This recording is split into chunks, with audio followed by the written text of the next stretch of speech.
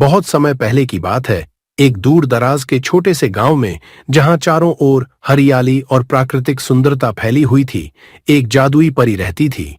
उसका नाम था एरिस।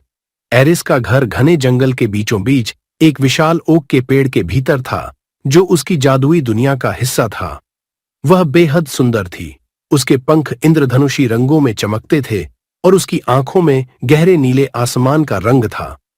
एरिस सिर्फ एक साधारण परी नहीं थी, वह उन सभी परियों में सबसे शक्तिशाली थी, जिनका काम लोगों की भलाई करना और उनकी मदद करना था। एरिस का जीवन दूसरों की मदद करने और उनके जीवन में खुशियां लाने में समर्पित था।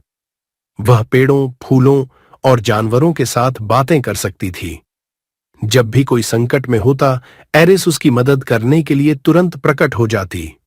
उसकी उपस्थिति से ही लोग सुकून महसूस करते थे और उसकी जादुई शक्तियों से सभी समस्याओं का समाधान हो जाता था। एरिस की एक खास बात यह थी कि वह अपने जादू का उपयोग केवल तभी करती थी जब किसी को उसकी सख्त जरूरत होती थी। वह मानती थी कि हर समस्या का समाधान जादू से नहीं, बल्कि लोगों के अपने साहस और प्रयासों से होना चाहिए। इसलिए वह लोगों को कठिनाइयों का सामना करने के लिए प्रेरित करती थी और जरूरत पड़ने पर उन्हें एक हल्का सा धक्का देती थी, जिससे वे अपने लक्ष्य तक पहुंच सकें। उसी गांव में एक छोटा लड़का विष्णु और उसकी छोटी बहन अमाया रहते थे। उनके माता पिता का निधन हो चुका था और वे अपनी दादी के साथ रहते थे। विष्णु बहुत जिम्मेदार और मेहनती लड़का था, जबकि अमाया बहुत प्यारी और चंचल बच्ची थी। लेकिन एक दिन गांव में एक भयंकर सूखा पड़ा। बारिश न होने की वजह से गांव की सारी फसलें सूखने लगीं और लोग पानी के लिए तरसने लगे। विष्णु और अमाया की दादी भी बीमार पड़ गईं और उनके पास अब खाने पीने का कोई साधन नहीं बचा था। विष्णु ने फैसला किया कि वह किसी भी तरह से अपनी दादी और बहन को इस संकट से निकालकर दम लेगा। उसने सुना था कि जंगल के बीचों बीच एक जादुई झरना है, जिसका पानी हर मर्ज को ठीक कर सकता है और किसी भी विपत्ति से उबार सकता है। लेकिन उस झरने तक पहुंचने का रास्ता बहुत कठिन और खतरों से भरा हुआ था।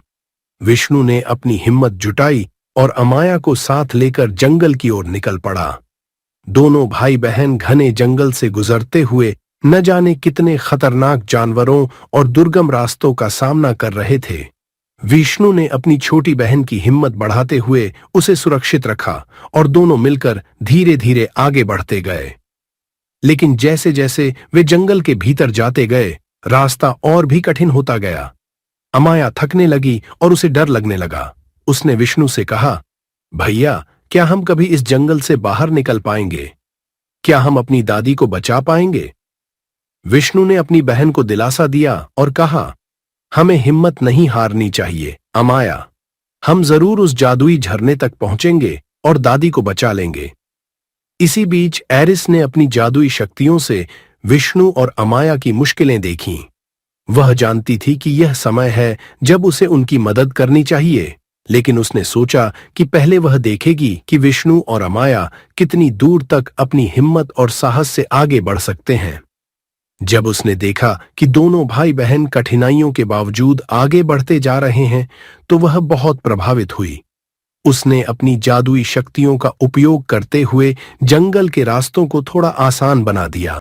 विष्णु और अमाया को अचानक महसूस हुआ कि रास्ता थोड़ा साफ हो गया है और उन्हें आगे बढ़ने में कोई मुश्किल नहीं हो रही है। अचानक उनके सामने एरिस प्रकट हुई। उसके इंद्रधनुषी पंख चमक रहे थे और उसकी उपस्थिति से पूरा जंगल रोशनी से भर गया। विष्णु और अमाया ने एरिस को देखते ही समझ लिया कि यह वही जादुई परी है जिसके बारे में उन्होंने कहानियों में सुना था। एरिस ने मुस्कुराते हुए कहा, तुम दोनों ने अपनी हिम्मत और साहस से मुझे बहुत प्रभावित किया है।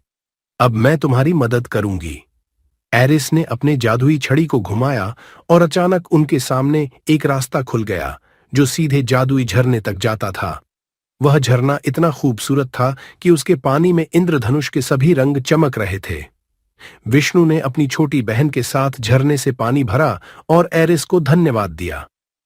इस पानी से तुम्हारी सारी समस्याएं दूर हो जाएंगी, एरिस ने कहा। लेकिन याद रखना, सच्ची शक्ति तुम्हारे भीतर है। तुम दोनों ने अपनी मेहनत और साहस से यह रास्ता तय किया है।